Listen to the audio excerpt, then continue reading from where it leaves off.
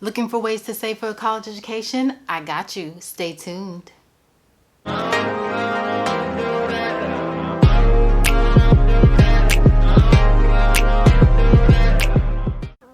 If we've never met before, I am Monique Vassell, and here on this channel, I empower individuals like you on how to acquire financial health, as well as give out tools and tips on how to live the lifestyle in which you desire. So if you're new to this channel, make sure you hit the subscribe button, and our returning fam members, make yourself comfortable and let's do this. What's up, beautiful people? Today we're talking about 3 financial tools that could potentially help you save for your child's future college education. Now, within these 3 financial tools, we'll focus on specifically one that, in my opinion, is the best. However, there'll be 2 others that may be potential options for you. The 3 financial tools are 1, a Coverdell ESA education savings account, or it also can be called an education IRA. Number 2, a custodial brokerage account, and number 3, a 521 savings plan. So I'll first hit up the first 2, which are just potential options, but I believe that the 529 savings plan is the best option, and we'll dive a little bit deeper into that one. The first one we'll talk about today is the Coverdell ESA, or the educational IRA. Now, with each of these, they have their pros and cons. However, with this one, because of the cons, it's not my top choice. Some of the cons consist of an income limitation. So if you make over a certain amount of money per year, you wouldn't even be able to get the tax benefit associated with this type of savings plan. The other thing is that you can only contribute up to $2,000 a year for an individual within this account. And then lastly, you would have to withdraw all the money by the age of 30. So because of those cons, it's not my top choice. However, it's still an option. The second financial tool is a custodial brokerage account. Now, this account can be used for children under the age of 18. It's just a simple brokerage account in which you can invest your money into, and over the years, it will accumulate capital gains. However, the biggest con with this one is that the earnings that you earn over the course of the years will be taxed when you withdraw the money. So, for example, the difference between the Coverdell ESA and a custodial brokerage account, the Coverdell allows you to have tax deferred gains, meaning you don't have to pay the taxes when you withdraw the money. However, with the custodial brokerage account, you will have to pay capital gains tax on your earnings. Another con with the custodial brokerage account is that once the child turns 18 years old, they have full access to this account. So, for example, if your child has decided that they want to buy a brand new red Chevrolet instead of going to college, they can take all of that hard-earned money and spend it on a brand new car versus taking that money and investing it into their college education. So it gives a lot of flexibility, which may not be the best financial tool depending on your child. And lastly, with the custodial brokerage account, it can potentially affect your child's financial aid eligibility. When filling out your financial aid, there's a certain amount that is considered your family contribution. Well, if you have a custodial brokerage account, this will account for 20% of that computed amount. That will lessen the amount of financial aid your child is eligible for.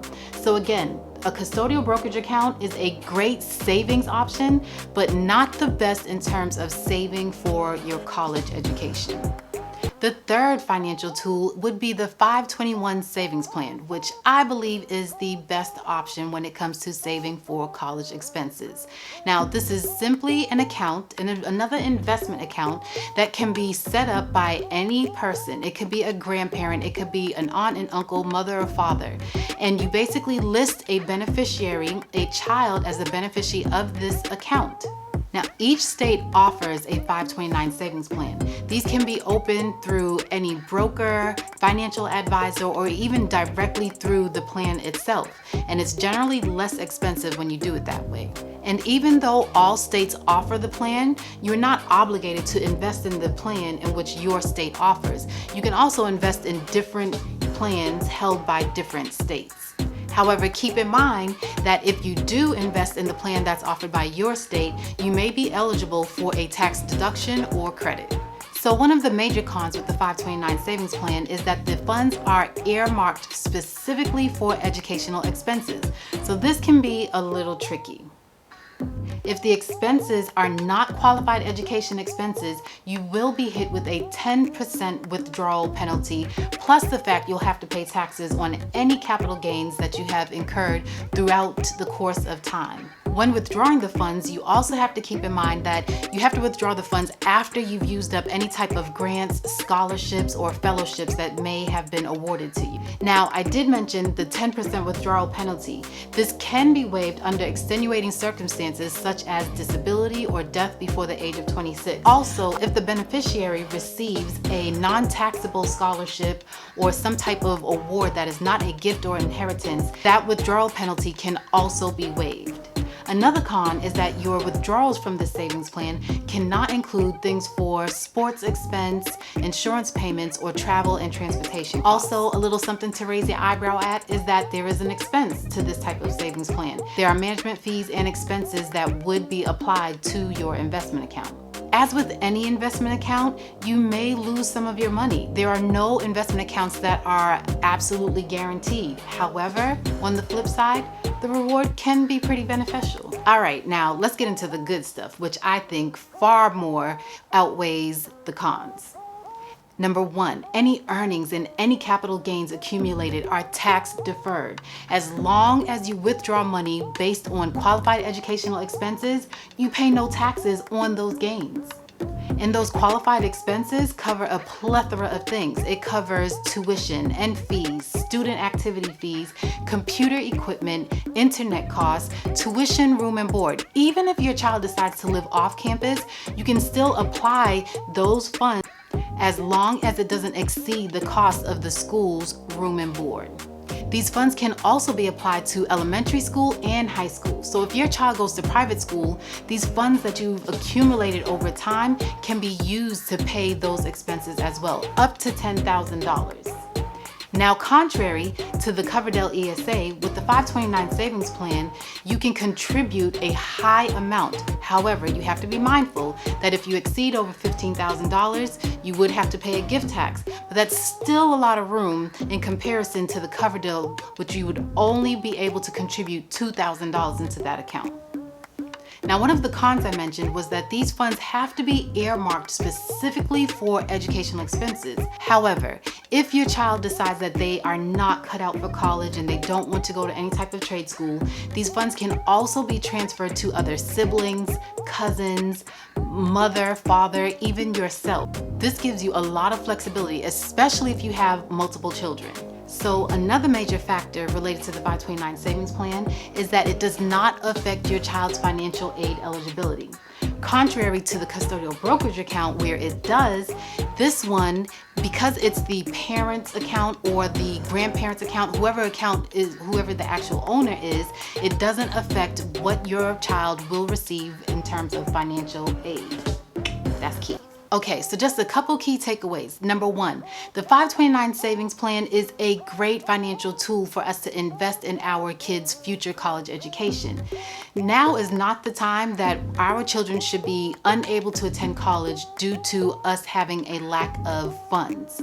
This is the time to prepare for their future. Number two, before you even think of investing in your child's college education, please pay off your debt first, because the interest that you're accumulating on any debt that you have out there is wasted money that could be applied to your child's college future education.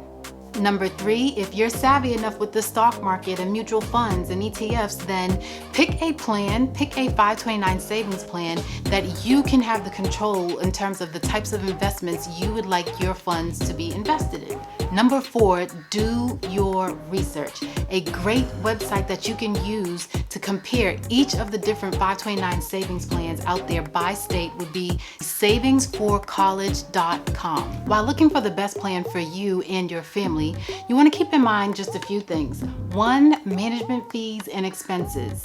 You also want to look at your investment returns. Look at investment returns at a 1 year and 5 year time span. Now, it's true that past results do not guarantee future performance. However, if you look at your investment returns over that time span, you will see consistent patterns. And good consistent patterns will indicate good plan management. Now, Whitney said it best. I believe the children are our future. So for that reason, let's make it important enough for us to invest in our children's future expense. What's even better is that other people can contribute to this investment account. Their birthday presents, Christmas presents, and any other type of money that they receive can be put into this account and grown tax deferred. Thank you guys for taking the time out to watch this video. I hope you've been able to pick up some tips on college saving. Share this video and give it a like. And like I always say, be sure to come back for more, and I will see you soon.